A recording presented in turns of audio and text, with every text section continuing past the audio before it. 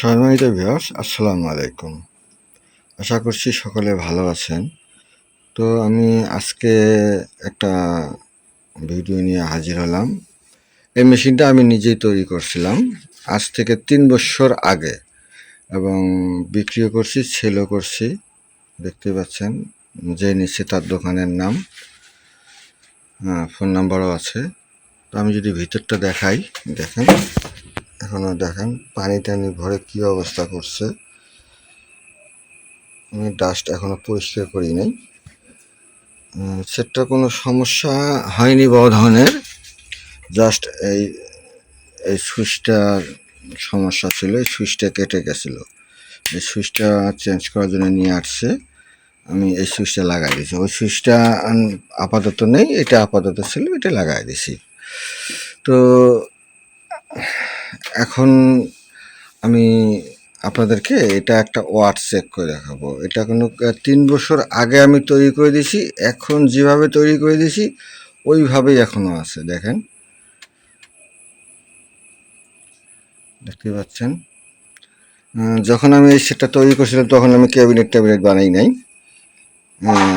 এটা ইলেকট্রনিক্স মাহমুদ ভাইয়ের কাছ থেকে এই ক্যাবিনেটটা নিয়েছিলাম, 502-এর ক্যাবিনেট। তখন আমি ক্যাবিনেট বানাইছিলাম না। আমি ক্যাবিনেট বানানোর 1 বছর হয়ে যাচ্ছে। অনেক ক্যাবিনেট আমার কাছে আছে এখন, তখন আমার কাছে ছিল না। 3 বছর আগে আমার কাছে কোনো ক্যাবিনেট আমি বানাই নাই। তো যাই হোক, আমি এটা আবার নতুন করে সেম একইভাবে ওয়াট চেক করব। দেখতে পাচ্ছেন, আমি আপাতত এটা কমন, এটা হলো 1 ohms, 2 ohms, 4 ohms। তো আমি আপাতত 1 ohms দিলাম না, আমি 2 ohms-এ লোড চেক করব, তারপরে 4 ohms। দেখতে পাচ্ছেন এই তারটা আমি যেভাবে চেক করি ওইভাবে।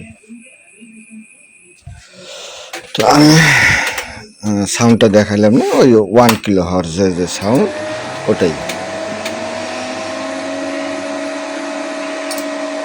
অ্যাক্টিভ হয়ে গেছে বন্ধুরা। তো আমি এটা কেবল খুলে দিছি, এই কেবলটা খুলে দিছিলাম, মানে খুলে গেছিলো তখন।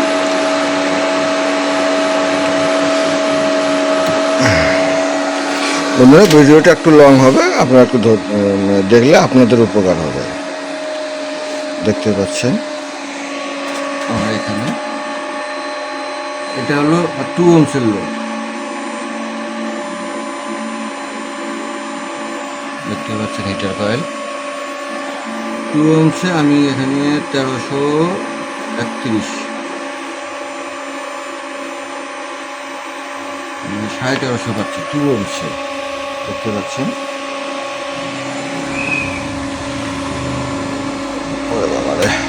যাই হোক বন্ধুরা, আমি এটা হিটিংগুলো নাই, এখন আমি 4 ohms-এ দেবো।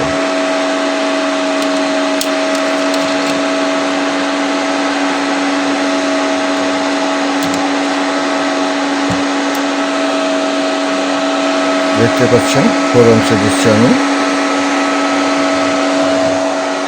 বন্ধুরা, আমি ভিডিও করি ঠিকই, কোনো ভুয়া ভিডিও করি না, পছন্দ করি না।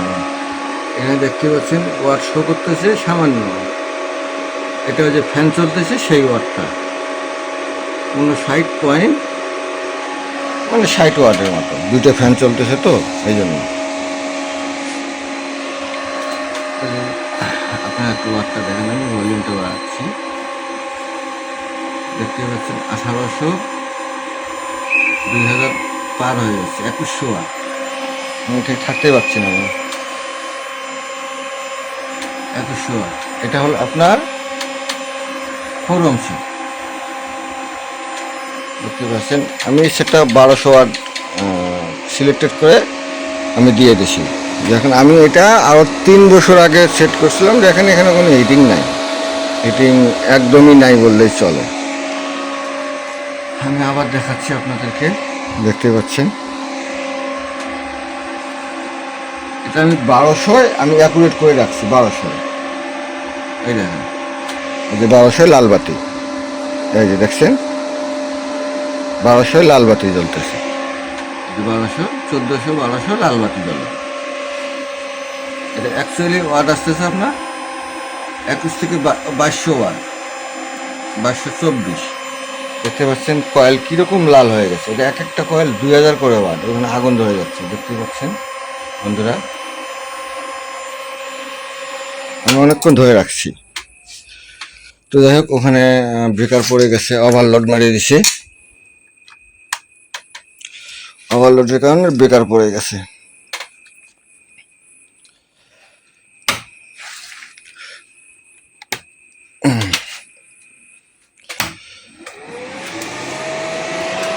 এটা ওভারলোড, এটা আপনার এই যখন ট্রান্সফরমারটা ওভারলোড হয়ে যাবে তখন ওখানে ব্রেকার পড়ে যাবে। দেখেন এখানে আমি দেখতে পাচ্ছেন এত ওয়াট এখানে দেওয়া যাবে না 4 ohms, তার কারণ হলো ওভারলোড মেরে যাবে। কারণ আমি এখানে অ্যাকচুয়ালি মেজারমেন্ট করে রাখছি 1200 ওয়াট।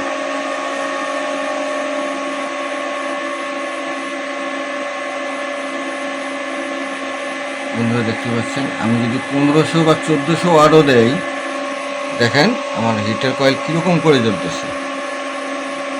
এখন এম্পিয়ার দেখেন আপনারা কত এম্পিয়ার আসতেছে।